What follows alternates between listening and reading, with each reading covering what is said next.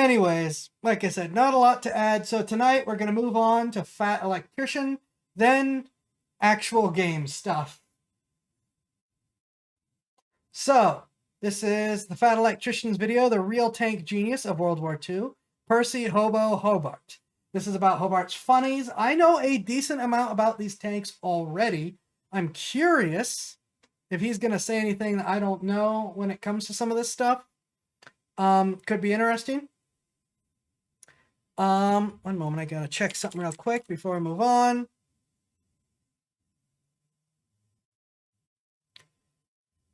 Let's see.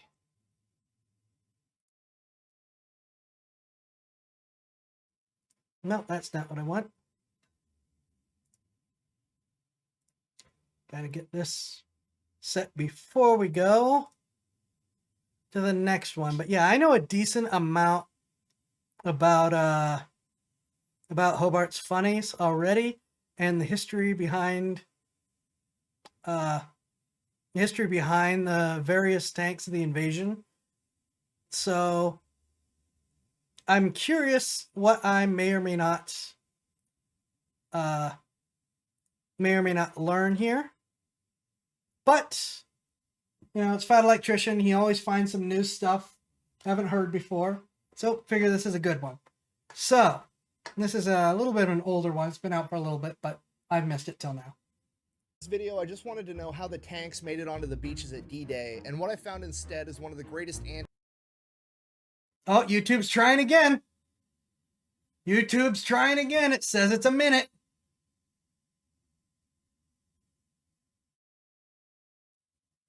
They tried a second one. Look at that.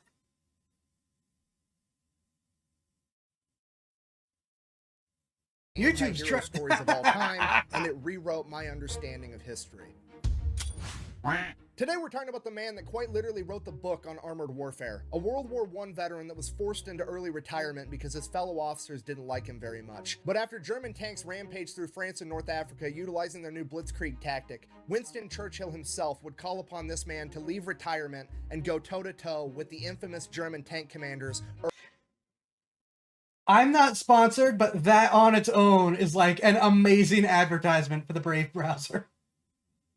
Erwin Rommel and Heinz Guderian. Ladies and gentlemen, the hero of D-Day that you've probably never heard of, Major General Sir Percy Cleghorn Stanley Hobart, aka Hobo. But first, a word from our sponsor. This video is brought to you by Delete Me. Delete Me is an online subscription service. It's a very straightforward, simple business. You give them money, they get rid of your personal information off the internet. Okay, look, here's the deal. Somehow, some way, your personal information is on the internet. Your name, your spouse's name, your parents' name, your address, your last 5 addresses, your phone numbers, and all of your emails are all sitting in some data broker's bank, and they're selling that information for money. But the good news is that these data brokers are legally required to delete your information if you submit an opt-out request. And that's where Delete Me comes in. They will go to all the big data brokers and automatically submit opt-out requests on your behalf, and you don't have to do anything. And I know what you're thinking, because I thought the same thing. I don't want to give all my personal information to Delete Me either, because that just seems counterproductive. Okay, here's the thing with that. You don't have to give them all your private information. You can literally give them your name and your email address. You can give them more information if you want, but really all they need is your name and email, and then you come back a few days later and they just start asking you a bunch of yes or no questions. By using just your name and email, they'll search through all the data banks and figure out who you are, and they'll ask you a bunch of weird questions like, is this your dad? Is this your mom? Is that a relative? Is this your address? Did you used to live here? Did you grow up at this address? Is this your phone number? Is this your email? They know all of this information just by you giving them your name and email, using all the information that these data brokers have. And then you just let them know, yes, that's me, and then they will delete all that information for you. A couple days after that, they're going to send you a report. Here was mine. Over 70 data brokers had my information, and there were 489 listings where that information was for sale, and Delete Me submitted opt-out requests for all of them. Now, those data brokers are probably going to be able to get my information again, but Delete Me is constantly going to be searching for my info and automatically submitting their requests as soon as those listings pop up. Go check out Delete Me. I'll have a link and a discount code down below. Let's get back to the video.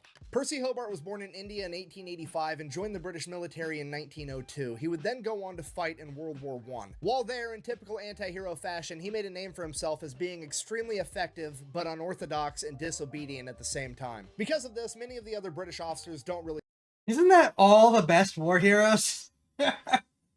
care for him. Despite that, he makes it through World War I, ends up earning himself a military cross, and then in 1919 he goes off to college. Graduates from college 4 years later in 1923, he then volunteers to be an officer in the Royal Tank Corps. Now, he volunteered because most people did not want this position. And that's because at this point in time, a lot of the high-ranking British officers didn't see the true potential that tanks and armored vehicles had. They simply viewed them as a single tool for trench warfare to get from one trench to the other. They didn't realize that one day it was going to replace cavalry. Percy Hobart, on the other hand, was a visionary and saw its true potential, and that's why he volunteered. Not only that, he was also very vocal about this opinion, and he would actually persuade a lot of the younger soldiers to believe the same thing, which honestly isn't a very hard sell. The new guy joins the army and you're like, hey, quick question, did you want to ride a horse into battle, or did you want to drive a fucking tank?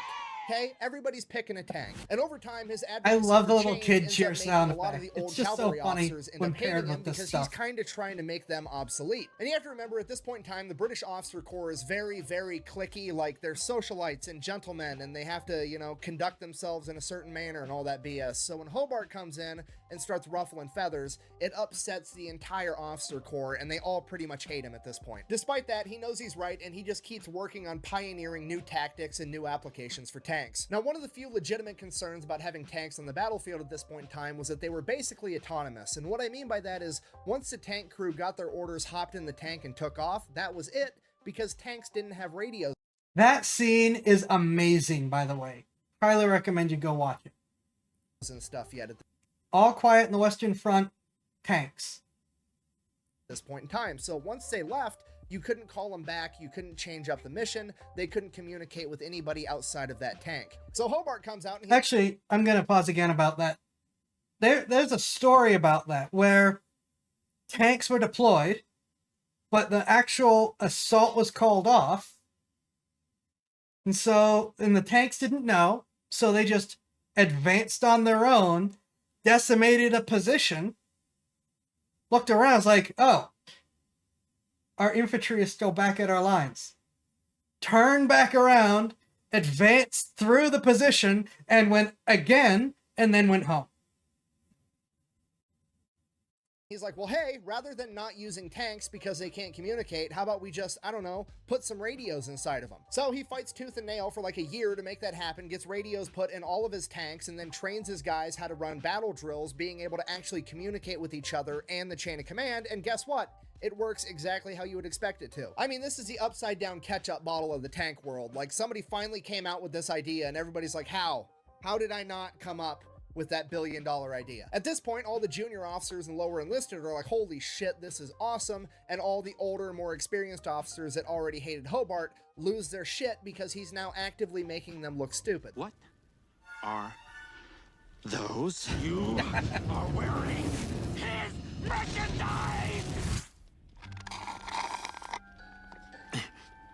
So once that gets worked out, he starts developing legitimate battle strategies and drills and training his men on how to conduct tank warfare, how to integrate tanks with infantry, really laying the groundwork for what would become modern tank warfare. This goes on for a couple of years, and then in 1927, he ends up being a co-respondent in a divorce case. Now, I'll be honest, I had to Google what that meant, but apparently co-respondent is the fancy British officer polite way of saying Percy Hobart was banging somebody else's wife. Her name was Dorothea Field, and of course, she was another British officer's wife. Naughty, naughty. After that divorce is finalized, Dorothea and Percy get married pretty much immediately, and the rest of the officer corps now absolutely hates him, and they actively try to get him kicked out of the military because this is not gentlemanly behavior. They're not able to get it done. Hobart stays in the military and continues to develop and refine armored warfare, and one of the things he starts to do is look back into history and see if there's any lessons that he can apply to tank warfare. And one of the things that he hones in on is the Mongols. The Mongols were so successful because they utilized cavalry to strike deep into enemy territory at strategic points, weakening their entire empire. And Hobart says, what if I could do the same thing, but with tanks? And to anybody that knows a lot about history, that sounds an awful lot like the German Blitzkrieg tactic, and that's because it is. Yeah, the Germans didn't come up with the Blitzkrieg, Percy Hobart did. Heinz Gedermann, the German tank commander that is the architect of the Blitzkrieg, is well known to have had every single paper that Percy Hobart published translated into German, and he kept that with him everywhere he went. Yeah, the infamous German tank commanders Rommel and Guderian didn't revolutionize armored warfare, they just copied Hobart's homework. So if Percy Hobart is the actual genius behind the Blitzkrieg, why don't most people know that? Why does everybody give... And as Fat Electrician said, Nick said, Hobart modernized it. The tactic itself, still way older than even that. Just as a reminder. But Hobart is the one who modernized it, unlike them. But they got to write their own books, so you know. Germany credit, and why didn't the British use it first? Or at the very least, know that it was a possibility when it was used against them in France when they got their asses beat in 6 weeks. That is because the British chain of command hated the man that came up with the Blitzkrieg, and for that reason made the entire strategy a failure. In 1934, Britain conducted a large training exercise where Percy Hobart was going to be allowed to try out his new methods. If you don't know, when you're conducting a large military training exercise, you have like Team A, Team B, and then you have the umpires, so to speak. You have the people making sure that both teams are doing the right things, saying, yeah, that works, no, that doesn't work, declaring who wins and who loses. The umpires conspired against Hobart because they were military officers and they didn't like him, and basically made his entire strategy fail. Fast forward 1937, Hobart is given command of the 1st Armored Division, Great Britain's first modern tank division. Because of this, a bunch of British officers promptly throw a bitch fit and try to get Hobart kicked out of the military again. It fails again, but the chain of command has to come up with a compromise, and that compromise is to take Hobart and send him down to Egypt, where he can take command of the 2nd Armored Division, which was basically, we're going to ship him halfway across the world and then pretend he doesn't exist. Out of sight, out of mind, right? So Hobart gets down to Egypt, and it is a complete shit show because tanks are effectively replacing cavalry at this point, so it's cavalry officers that are running tank divisions, and they have chosen to not read any of the literature or training material that he has spent the last decade developing, and they are operating tanks like they are dragoons. If you don't know, a dragoon is kind of like cavalry, except it's not. They ride in on horses and then they dismount and go into battle on foot. And that's what the 2nd Armored Division is being trained to do. They roll up. Which is a tactic I always thought was dumb before they applied it to tanks.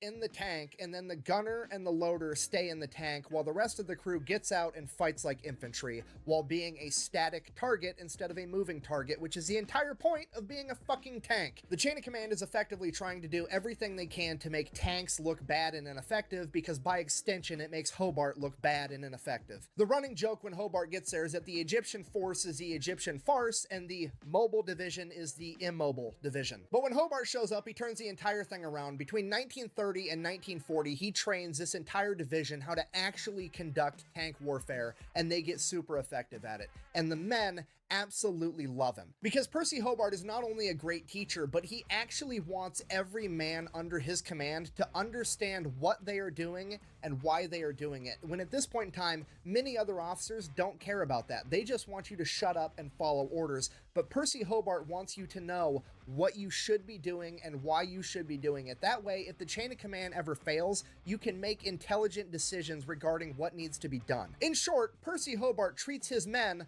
like they're grown-ass men, and they absolutely love him for it. And because of that, he gains overwhelming support from the junior officers and enlisted men, and he becomes immensely popular. No, don't like that. And because of this, they finally force him out of the military, because they sent him down to Africa, intentionally sabotaged him, and yet again, he's managed to turn the entire situation around and turns it into a positive thing. So they just end up getting him fired. In 1940, he is forced into early retirement. On his final departure from Egypt, the men of the 2nd Armored Division lined the entire road to wish him farewell as their sign of how much they actually respected this man. So Percy goes back home, but still wanting to be involved in the military, he joins the Home Guard, which is like the British equivalent of the National Guard. And he gets busted down from Lieutenant General to Corporal, which if you don't know military ranks is like going from CEO to front desk receptionist. Not that I'm trying to talk bad about receptionists, but I'm trying to give you an accurate depiction of what a drastic change in authority this is. 5 months after Hobart's...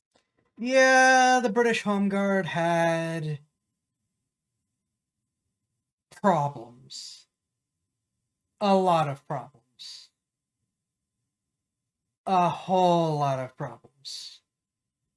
forced into retirement, the German military rolls into France with tanks, utilizing the Blitzkrieg tactic that Percy Hobart designed, and completely stomps the British and the French army in a matter of 6 weeks. Erwin Rommel then goes and proceeds to rampage through North Africa, and the only people that even kind of slow him down are Hobart's men of the 2nd Armored Division that is now known as the 7th Armored Division, aka the Desert Rats. At this point, Winston Churchill starts asking questions and realizes what his officer corps has done, and he personally calls Percy Hobart back into service and awards him the rank of Major General, at which point all of the officers throw a fit yet again, saying that he's 57 years old, he's too old to serve in the military, and they try to get him med boarded out. Winston Churchill yet again intervenes and stops the med board and issues this statement, quote, "The high commands of the army are not a club. It is my duty to make sure exceptionally able men, even though not popular with their military contemporaries, are not prevented from giving their services to the crown." Translation, quit being a bunch of catty bitches, we need this guy. By the time all that political BS gets done, Rommel is back in Europe, and he has been tasked with fortifying the Atlantic Wall, the German defense from Norway to Spain in case the Allies should invade. Rommel reinforces it with 260,000 men manning over 15,000 concrete bunkers and artillery positions. The entire thing is coated with barbed wire. It has anti-vehicle emplacements to prevent tanks and other vehicles from getting up the beach,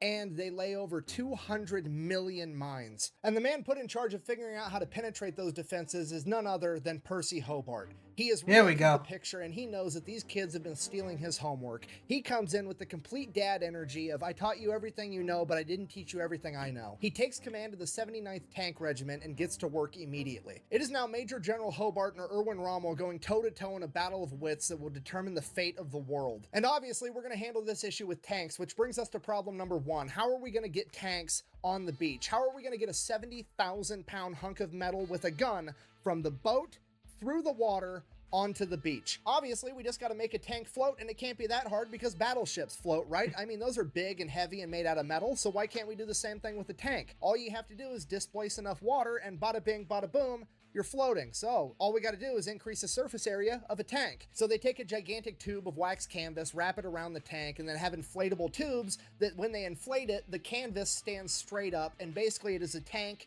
inside of a giant canvas tube. And then we'll just add a couple of little boat propellers on the back of the tank so it'll push itself through the water. Problem solved. Sounds stupid, works terrific. So now that we've got the Sherman duplex drive amphibious tank figured out, the next problem, what is the beach made out of? Are the tanks going to get hung up and stuck? Because we can't have that. They weren't just Shermans. I believe Cromwell's and Stuart's were also used. Let me actually double check that.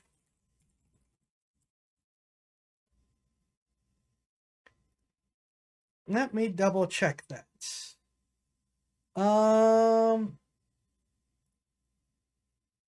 that a Valentine? That is a Cromwell. That is a Valentine. That is a Stuart. Didn't know they had Valentines. Huh. Figured those would be too dense for their size. Didn't work that well. They worked well on 4 of the 5 beaches, at least. That happening either. So here's what we're going to do. We're going to take a submarine. We're going to send them out. They're going to wait till night. Once night falls, the sailors are going to go ashore, gather up a bunch of the dirt from the beach, and figure out what it's made out of. It's made out of blue clay. Probably the worst possible thing because those tanks will for sure get stuck in clay. So obviously, problem number 2, how on earth are we going to get the tanks through all this blue clay? It would be really nice if we had a road. You know what? Fuck it. We're just going to bring our own road. Ladies and gentlemen, the bobbin. That is a Churchill tank with a gigantic spool of canvas that has metal rods inside of it that literally goes ahead first and lays down a road for all the other tanks to drive on right up the beach. Again, it looks really silly, but it works super well. At this point, all the other people that hate Hobart are starting to make fun of him. They're starting to refer to these tanks as Hobart's Funnies, but they have no idea how important these tanks are going to end up. He figured out how to make a well, they're the same idiots that drove him out, so, you know. Being. Hobart is over here actually trying to save the world by any means necessary. He realizes it doesn't matter how cool it looks, he just needs it to work, and he only needs it to work once. Meanwhile, all of his other contemporaries are worried about looking good while they do it. Okay, problem number 3, marching right up the beach. Now we have to worry about the mines and the barbed wire. We can't be blowing the tracks off our tanks with mines. We need to clear the barbed wire for the men, and we don't want the barbed wire getting hung up in the tracks of the tank. what are we gonna do? Things are about to go from looking weird and silly to looking terrifying and awesome, because the plan for this is to eat the barbed wire and blow up the mines in front of us using the Sherman Crab, aka the flail tank. Okay, so just so we're all on the same page, in theory, we have now figured out how to sail a fucking tank a mile through the ocean, build a road in front of us as we drive it up the beach, cut through barbed wire, and detonate mines. The only defensive structure left is the enormous concrete bunkers with Germans inside shooting machine guns. Here comes the mortars. crocodiles. What are we gonna do about them? Because normal tank guns aren't gonna take those out effectively. Which is a pretty simple solution. If your gun isn't big enough, just get a bigger gun. Ladies and gentlemen, the petard. It is essentially a mortar that is the size of a propane tank, affectionately dubbed the flying dustbin. You call that big? Yeah, the thing's huge. That explains a lot. What is that supposed to mean? You told me 8 inches. And you told me you took installments. I didn't know what that meant. That's your problem. Interrupting my history time. What? And if the flying dustbin doesn't work, this one will. The most terrifying of all of the creations, the crocodile, aka the flamethrower tank, pulling a armored trailer with 500 gallons of jungle jelly, capable of shooting flames over 250 yards. So if everything goes according to plan so far, the enemy is either going to be dead or retreating. Here's the problem. Once the enemy starts retreating, they're also going to... I was driving, this a couple years ago now, I was driving to work, and there was a Churchill being towed in front of me, and it was a crocodile.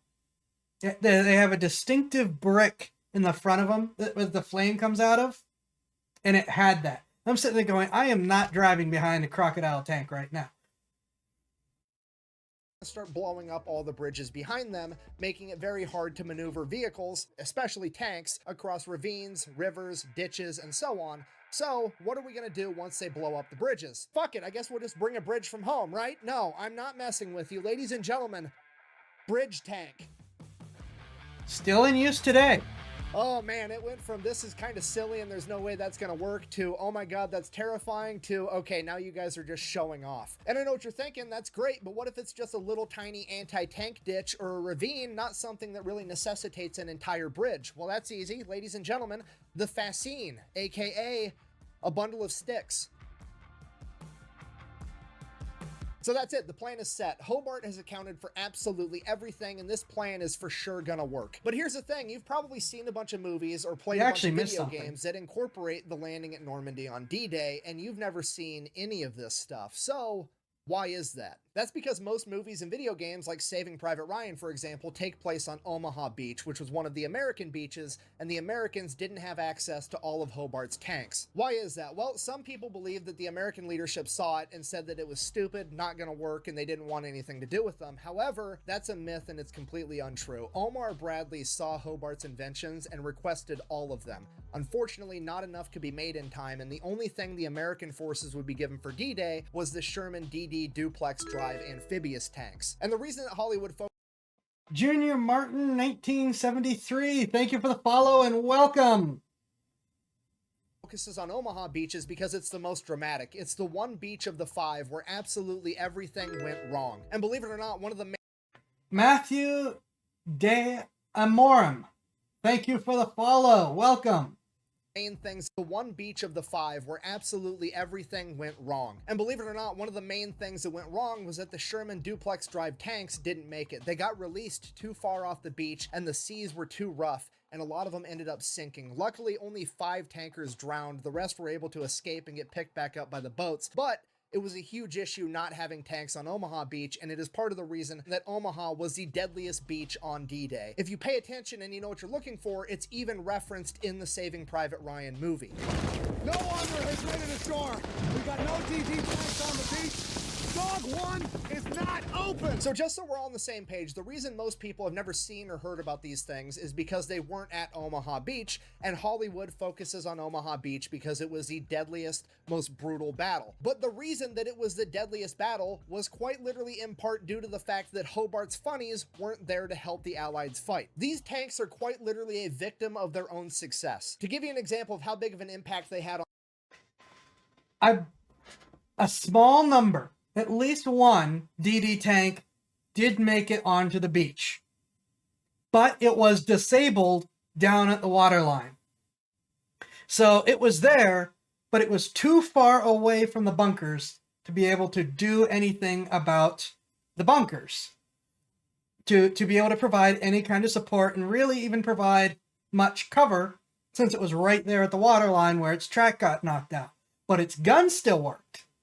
And it actually kept firing at the bunkers, even though its little 75mm gun at that range wasn't going to do much more than maybe make some of the machine gunners duck for cover. But it contributed to salvaging the situation at Omaha Beach, because, get this, one of the problems with Omaha was there were no tanks on the beach. There were no radio tanks because they weren't all radio tanks for coordination. Most of the radio men who were deploying got killed. The Navy didn't know where to shoot. They were too far away. They couldn't figure out where they were supposed to shoot. Eventually, one of the ship captains, trying to figure out what they're supposed to do, notices this lone Sherman sitting on the beach shooting at bunkers and says, they're at least down there on the beach and able to communicate with the troops. So they must know what needs to be shot at. Gunners, what that tank shoots at, you shoot at. And multiple ships, like a dozen ships, all started watching this one tank for where it was shooting. And when it would fire on a bunker, that bunker would then just get pounded as all these Navy ships dogpiled onto this single target. And it didn't take very long for the crew in the tank to figure out that where they're shooting, the Navy is shooting. So while they were originally trying to shoot at some of the lighter machine gun posts that were just an open hole in the bunker, they started shooting at the big fortified guns that they had no chance of doing anything to, because they knew and understood, if I shoot at it, the Navy is going to dogpile on it and deal with it for me. And they did this until they ran out of ammunition. And by the time they ran out of ammunition, the problem had mostly been solved at that point. Many of the warships have broken formation and advanced way closer to the beach than they were supposed to, including, I believe it was the USS Texas battleship, practically beached itself and flooded one side of the ship so that it could point its guns high enough, all in order to be able to get closer to see what they were shooting at and deal with the problem. Then, of course, more and more troops actually start making it ashore. The tanks start getting released on the spot so that they could just drive up. But for several hours, that little tank, that lone Sherman, was basically directing the entire naval bombardment in order to try to provide some help and relief to the troops on the beach. So even though most of them didn't make it, the fact that they were there, the fact that there was just one tank there, still contributed a huge amount to Omaha Beach not actually being a failure. On the other beaches, the next deadliest beach after Omaha is Juneau, and it had less than half the casualties. But Hobart and the 79th Armored Division's contributions aren't done on D-Day. At this point, Hobart decides, rather than keeping all of his men together as one unit, like pretty much every other type of armored unit did, he decided that he was going to split them up and attach them and their specialty tanks to all the other units of the Allied forces, essentially turning his tank division into the special forces of tanks. You need to clear some mines? Here's the crab. You need to scare some Germans? Here's the crocodile. By the end of World War II, the Germans were so scared of the crocodile flamethrower tank that they would start to surrender at the mere sight of it. The 79th Armored Division and Hobart. Okay, he's kind of gotten past this, so I don't think he's going to mention it. I mentioned that he missed something I didn't want to say because I didn't know if he would bring it up. Once they were on the beaches, there was another problem. French hedgerows. These massive hedges that are so big and so dense that even normal tanks can't drive through them. They'd start to drive up and then they'd get stuck. All this vegetation would get tied up in the treads. The tank would just stall out, often with its nose in the air and weak underside armor for Panzerfausts and even grenades and anti-tank rifles to be able to knock them out. The initial plan for how to deal with this was tanks with, Hobart didn't do it. The troops did it, but his engineers were part of the effort to create the solution to this. I think they still count personally because the funny crews were involved in the creation of the solution, which was not this next tank that I'm going to bring up, which was a standard tank. It wasn't considered a funny, which was a tank with a big dozer blade on the front of it that could just plow through the hedge. The problem was these were big and obvious targets, and the Germans knew that wherever there was a dozer tank, well, if you knock out that dozer tank, you trap the rest of the unit, and they still can't advance. So the solution, which as Up to said, Hobart didn't come up with himself, but ground engineers as part of the funny troops in that did, was to say, okay, well, they're big hedges. All we need is big hedge cutters, right? That's all we need in order to be able to get through the hedges. So they just built big hedge cutters, and they used all the metal tank traps from the beaches. They cut them up and added these blades to the front of the tank, which was, they were really low to the ground. They were hard to see. What was their name? What was their actual name? Because this isn't providing Rhino tank. That's what they were called, is Rhino tanks. Which, for some reason, we're still not... All right, we're going back to Brave Search. Because Rhino Sherman tank. Because that's just not working for some reason. Here we go. This one around here, the Rhino Sherman tank. See how it has this little blade down here at the front? That is what we're talking about here. Because they were hard to see, and all they did was they just charged through, sheared through the hedgerows, and allowed them to advance. And because you could make tons of them.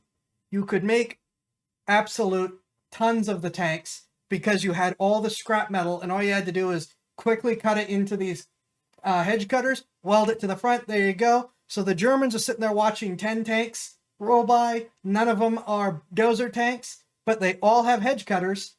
Sherman, Stuarts, Cromwells, Churchills, you name it.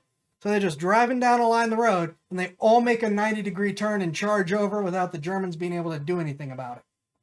So, yeah, Hobart didn't come up with them, but his engineer crews were instrumental in getting them up and running. Of course, a lot of normal engineers were involved with it too. But I still consider them a part of the Funnies group because they were in many ways a funny tank. You know what I mean?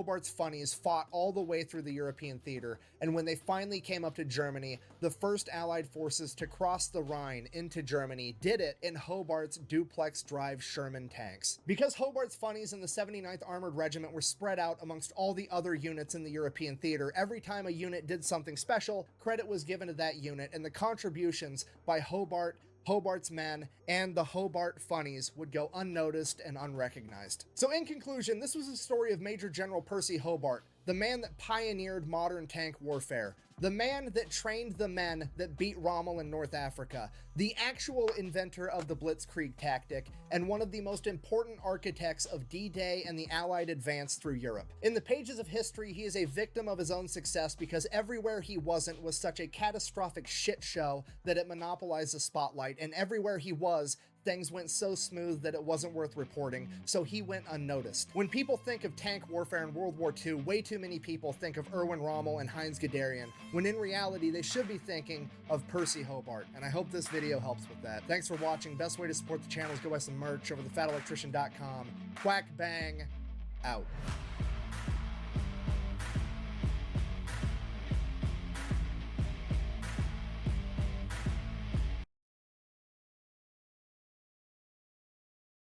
Okay, Hobart's Funnies.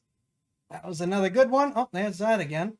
So I think I've added what I was going to add. Yep, go for it, Spartan. We just saw multiple examples this stream for why you would want to use Brave. So good for Brave, but yeah, I think the Funnies are neat tanks. They really set the stage for a lot of specialist tanks. Like I said, the bridge tank on its own is just flat out used. You know, the only difference now is which model we put the bridge on to tow it, but it's basically remained unchanged this whole time.